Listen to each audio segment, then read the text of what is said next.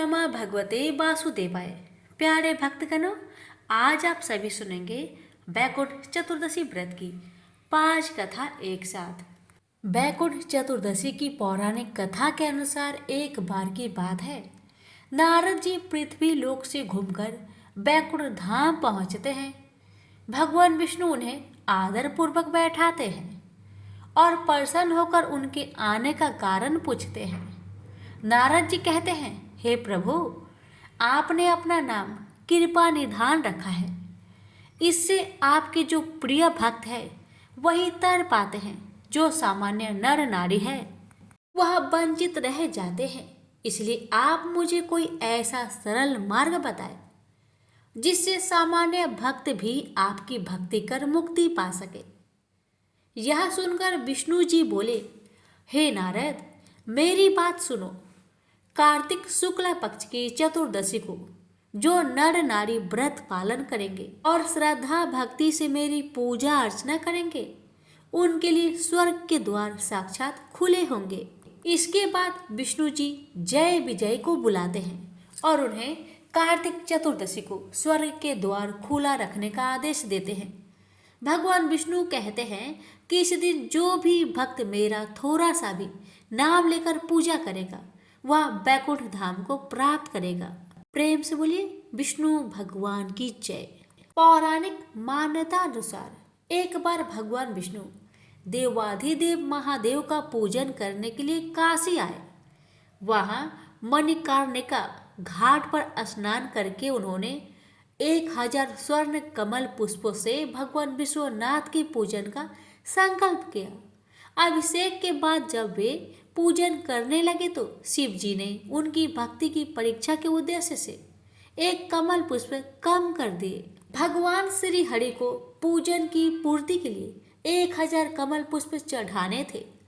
एक पुष्प की कमी देखकर उन्होंने सोचा, मेरी आंखें भी तो कमल के ही समान है, मुझे कमल नयन और पुंडरीकाक्ष कहा जाता है। यह विचार कर भगवान विष्णु अपनी कमल समान आंख चढ़ाने को प्रस्तुत हुए। विष्णु जी की इस अगाध भक्ति से प्रसन्न होकर देवाधिदेव महादेव प्रकट होकर बोले, हे विष्णु, तुम्हारे समान संसार में दूसरा कोई मेरा भक्त नहीं। आज की यही कार्तिक शुक्ल चतुर्दशी अब बैकुंठ चतुर्दशी कहलाएगी और इस दिन व्रत पूर्वक जो पहले आपका पूजन करेगा उसे बैकुंठ लोक की प्राप्ति होगी। भगवान शिव ने इसी बैकुंठ चतुर्दशी को करोड़ों सूर्य की कांति के समान वाला सुदर्शन चक्र विष्णु जी को प्रदान किया। शिव जी तथा विष्णु जी कहते हैं कि इस दिन स्वर्ग के द्वार खुले रहेंगे। मृत्यु लोक में रहने वाला कोई भी व्यक्ति इस व्रत को करता है वह अपना स्थान बैकुंठ धाम में सुनिश्चित करेगा। प्रेम से बोलिए लक्ष्मी नारायण की जय, उमापति शंकर भगवान की जय। प्राचीन समय की बात है, धनेश्वर नामक एक ब्राह्मण था जो बहुत बुरे काम करता था। उसके ऊपर कई पाप थे। एक दिन वो गोदावरी नदी में स्नान के लिए गया। उस दिन बैकुंठ चतुर्दशी थी। कई भक्तजन उस दिन पूजा अर्चना कर गोदावरी घाट पर आए थे। उस भीड़ में धनेश्वर भी उन सभी के साथ था। इस प्रकार उन श्रद्धालुओं के स्पर्श के कारण धनेश्वर को भी पुण्य मिला।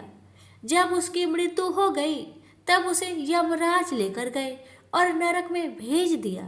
तब भगवान विष्णु ने कहा, यह बहुत पापी है, पर इसने बैकुंठ चतुर्दशी के दिन गोदावरी स्नान किया है और श्रद्धालुओं के पुण्य के कारण इसके सभी पाप नष्ट हो गए हैं, इसलिए इसे बैकुंठ धाम मिलेगा। अतः धनेश्वर को बैकुंठ धाम की प्राप्ति हुई। प्रेम से बोलिए लक्ष्मी नारायण की जय। सभी व्रत में सुनी जाने वाली गणेश जी की कथा। एक गांव में सुरेश और उमेश दो कुबरे साथ साथ रहते थे। सुरेश बहुत धनी और उमेश बहुत गरीब था। दोनों में गहरी मित्रता थी तथा दोनों ही गणेश जी के परम भक्त थे। एक दिन उमेश ने सुरेश से कहा, मैं तुम पर बोझ बनकर नहीं रहना चाहता हूँ। तब सुरेश ने कहा, ऐसा करो, तुम मेरे काम में हाथ बटा दिया करो। उमेश ने उसकी बात रखते हुए हर काम में सहयोग करना प्रारंभ कर दिया। धीरे धीरे सुरेश उमेश से बहुत अधिक काम लेने लग गया। वह अपमान भी करने लग गया, व्यवहार भी रूखा हो गया। एक दिन दुखी होकर उमेश वन में चला गया। उसने अपने आराध्य गणेश जी को याद किया। गणेश जी पहले से ही उमेश की अवस्था से परिचित थे। वे एक यक्ष का रूप धरकर उमेश के समक्ष प्रकट हुए। उस पर दया कर उन्होंने उसे एक सोने के सिक्के से भरी थैले दी और कहा, यदि सदैव अच्छा आचरण करोगे तो तुमको इस थैले से हर आवश्यकता के समय सिक्के मिलते रहेंगे। यह कहते हुए उसकी पीठ पर हाथ फेरा। इससे उसकी कुबर गायब हो गई। जब उमेश घर गया तो उसने सारी बात सुरेश को भी बता दी। सुरेश के मन में लोभ जागा। वह भी जंगल में गया, गणेश जी को याद किया। यश रूप में गणेश जी उसके सामने प्रकट हुए। गणेश जी उसके मन के लोभ को जानते थे। उन्होंने उसकी पीठ पर हाथ फेरा तो एक कुबर और हो गई। सिक्कों की थैली भी नहीं दी। उमेश घबरा गया। उसने अपने किए के लिए क्षमा करने की प्रार्थना की। गणेश जी ने कहा, तूने अपने मित्र का दिल दुखाया है, उसके साथ दुर्व्यवहार किया है, लोभ किया है, इसकी सजा तो भुगतनी ही होगी। परंतु तू मेरा भक्त है, इसलिए यदि तू अपने किए पर सच्चे मन से सूर्य से क्षमा मांग ली तो तेरी कुबर ठीक हो जाएगी। उमेश गणपति के आभार व्यक्त करते हुए शीघ्रता से घर गया। उसने मित्र से सच्चे मन से क्षमा प्रार्थना की। उसका कष्ट दूर हो गया। प्रेम से बोलिए गणेश महाराज की जय। लपसी तपसी की कथा। एक लपसी था, एक तपसी था। तपसी हमेशा भगवान की तपस्या में लीन रहता था। लपसी रोजाना 1.25 सेर की लापसी बनाकर भगवान का भोग लगाकर जीम लेता था। एक दिन दोनों लड़ने लगे। तपसी बोला, मैं रोज भगवान की तपस्या करता हूँ इसलिए मैं बड़ा हूँ। लपसी बोला, मैं रोज भगवान को 1.25 सेर लापसी का भोग लगाता हूँ इसलिए मैं बड़ा हूँ। नारद जी वहां से गुजर रहे थे। दोनों को लड़ता देखकर उनसे पूछा कि तुम क्यों लड़ रहे हो। तपसी ने खुद के बड़ा होने का कारण बताया और लपसी ने भी अपना कारण बताया।